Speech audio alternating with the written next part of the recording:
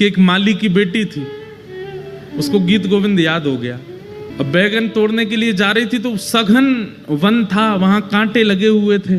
अब वो तो बच बचा के निकल रही थी अंदर और गाती हुई जा रही थी। महाप्रभु जगन्नाथ जी व्याकुल हो गए, कोई गीत गोविंद गा रहा है। तुरंत दौड़े ठाकुर जी, और ठाकुर जी इतने रसिक हैं गीत गोविंद के कि ऐसे नहीं कि दूर बैठ के सुन लिया, कोई गा रहा है तो वहीं से नहीं, सामने बैठ के सुनते हैं, श्रोता का पूरा निभाते हैं नियम। अब वो तो सघन वन में कुंजों में घुसती जा रही थी।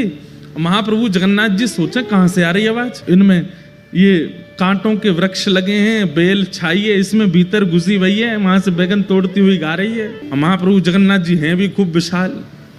जैसे ही भीतर पहुंचे तो कहीं कहीं से तो वस्त्र फट गए इनके, कहीं पर कांटे लग भी गए, लेकिन मधुर मुस्कान ठाकुर जी सुन रहे हैं। जैसे गीत गोविंद विश्राम हुआ, महाप्रभु जी दौड़े मंदिर के लिए। मंदिर में जाकर के विराजमान हुए, तभी पुजारियों ने देखा बलभद्र जी सुभद्रा जी के वस्त्र तो बिल्कुल बढ़िया हैं और ये इनके अस्त व्यस्त हो गए, फट गए जगह जगह से। पूछा, हे महाप्रभु जी, ये आपके वस्त्र कैसे फट गए?